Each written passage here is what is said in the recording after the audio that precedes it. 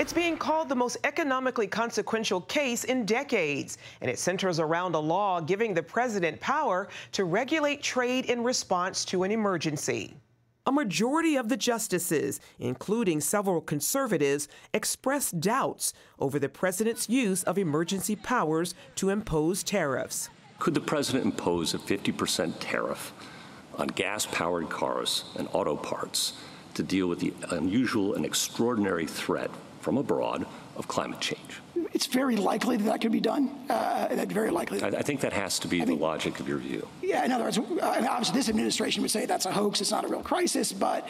I'm sure you would. On CBN's Faith Nation, Brad Jacob, Associate Dean of Regent University School of Law, explained the legal questions surrounding the issue. Does the president have any power to set tariffs, which are taxes? And the Constitution is very clear that it is Congress that has the power to tax, not the president.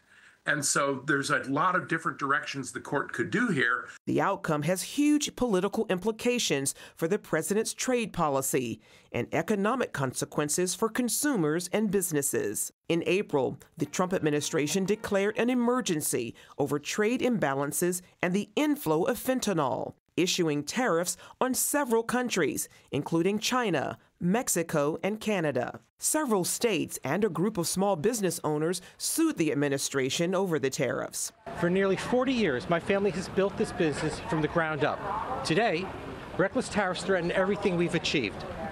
Let's be clear, these tariffs aren't paid by foreign governments or companies. It's American businesses like mine and American consumers that are footing the bill. On CBS's 60 Minutes, President Trump defended his actions, claiming tariffs will rejuvenate the U.S. economy. Because of tariffs, we have the highest stock market we've ever had. Because of tariffs, 401ks at the highest level, and this is millions and millions of people that we've ever had, 401ks.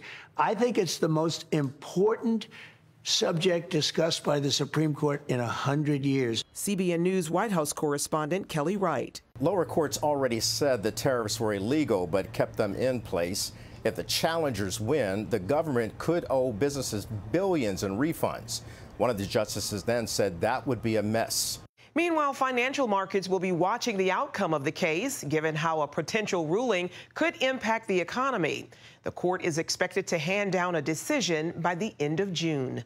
Charlene Aaron, CBN News.